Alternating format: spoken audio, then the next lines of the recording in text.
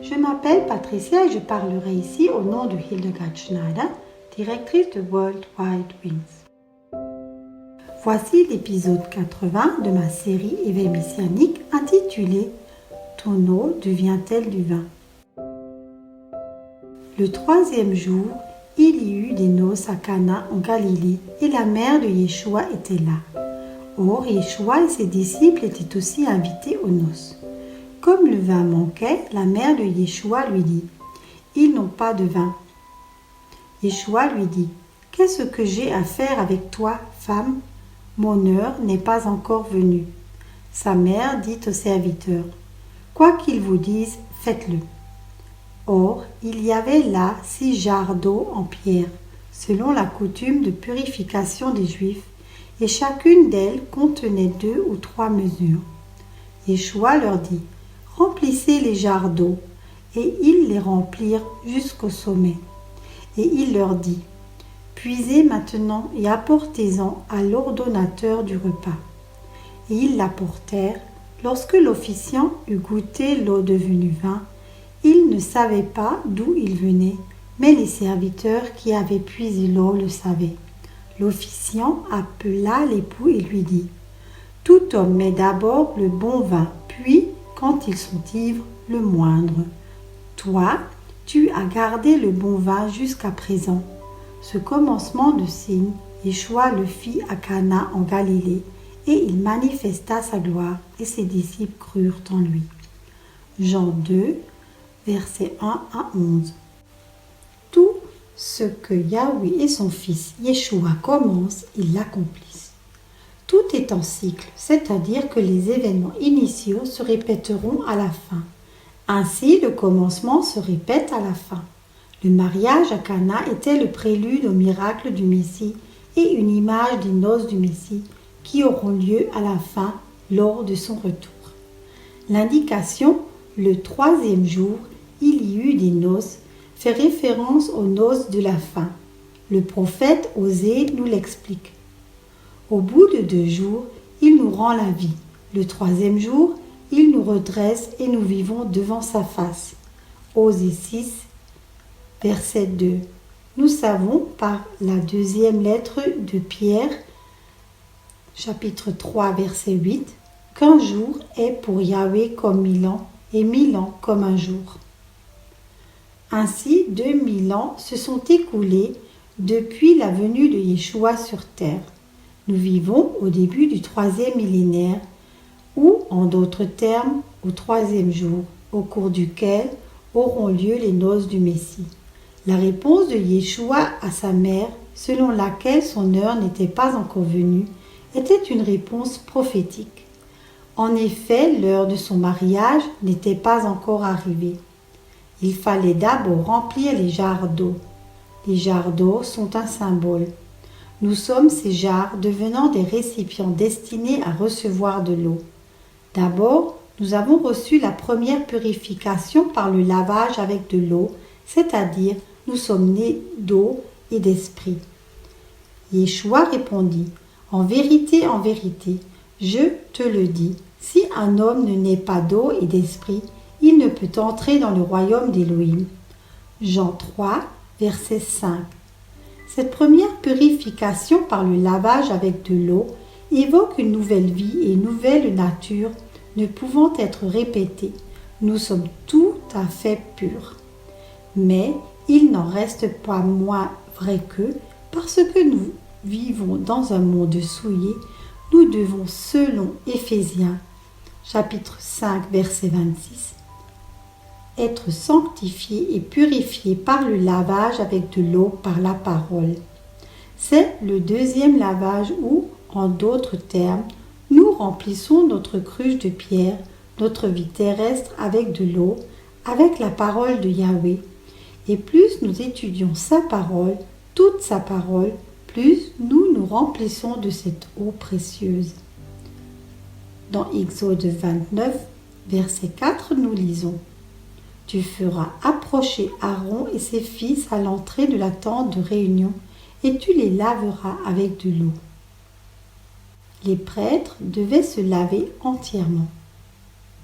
Dans la traduction grecque des Saintes Écritures, on le voit clairement par le mot louo, qui est différent du mot grec lipto, qui désigne le lavage des mains et des pieds.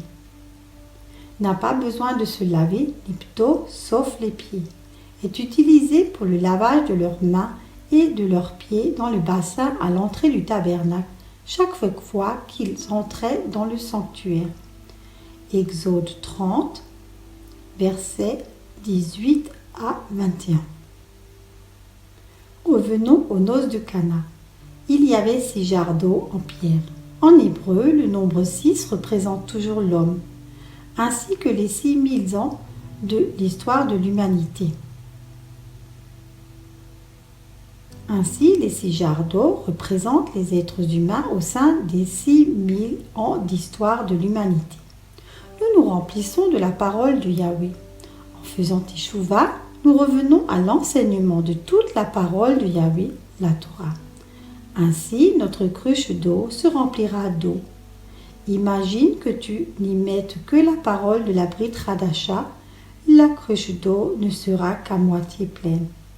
Pour que l'eau devienne du vin, la condition était que les récipients soient pleins d'eau.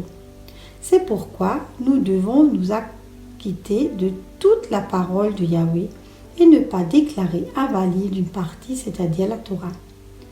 Les serviteurs qui avaient puisé l'eau savaient, contrairement à l'ordonnateur du repas, d'où venait le vin.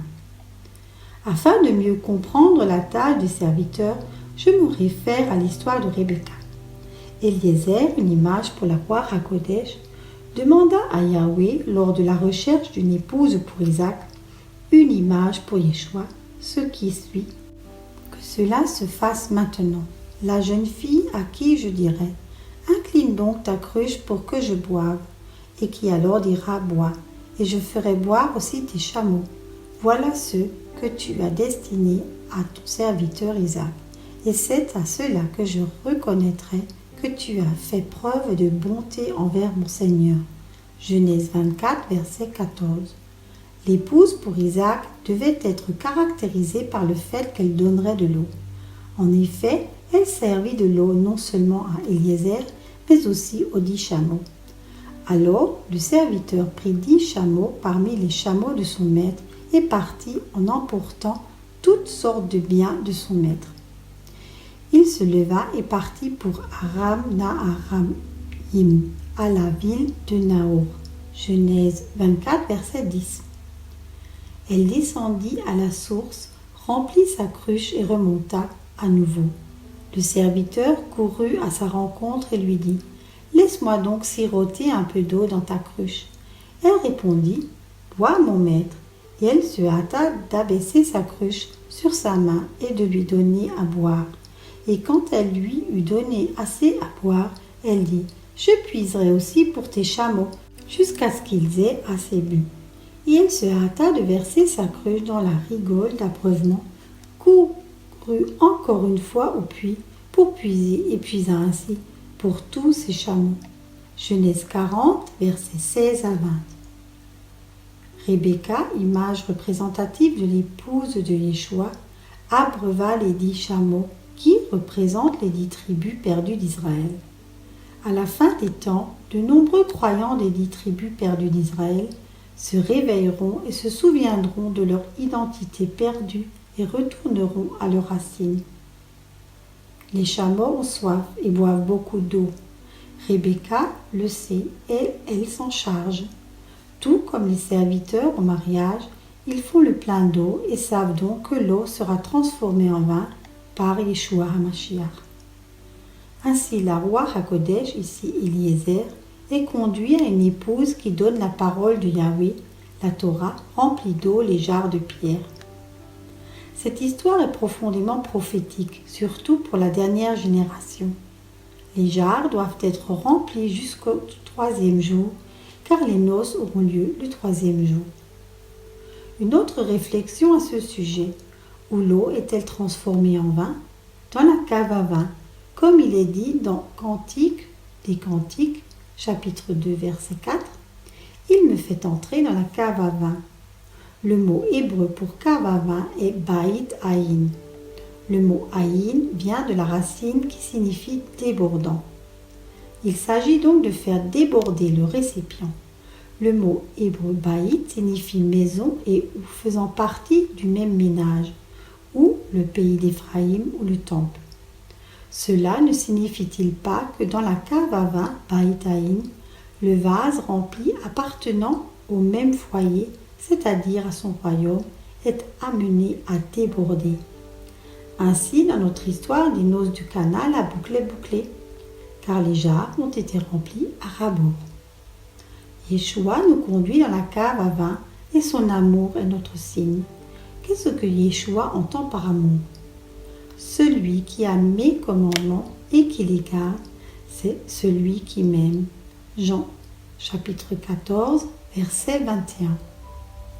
Yeshua se sent donc aimé de nous lorsque nous gardons ses commandements. Et où trouvons-nous ces commandements? Dans la Torah. Ainsi, la boucle est bouclée une fois de plus, n'est-ce pas? Il vit selon ses enseignements et nous aime en nous accordant tout ce à quoi il est tenu d'un point de vue purement juridique, par son alliance avec nous. Veuillez consulter les épisodes 77 et 5. La parabole des 10 vierges reprend la même idée, mais il s'agit ici d'huile et non d'eau. Il existe un épisode à ce sujet, le numéro 10, les vierges sages et les vierges folles. Je vous encourage à remplir votre récipient d'eau. Il est encore temps de le faire. Faites teshuva. Vous trouverez beaucoup d'informations à ce sujet dans mes épisodes sur YouTube ou vous pouvez m'envoyer un courriel à office@worldwidewings.de. Vous pouvez faire une demande pour télécharger gratuitement mon livre Plein d'huile, plein de lumière. Mes livres seront bientôt disponibles en portugais. Soyez richement bénis. Je vous remercie pour votre écoute et vous invite à nous rejoindre sur Facebook. Éveil messianique.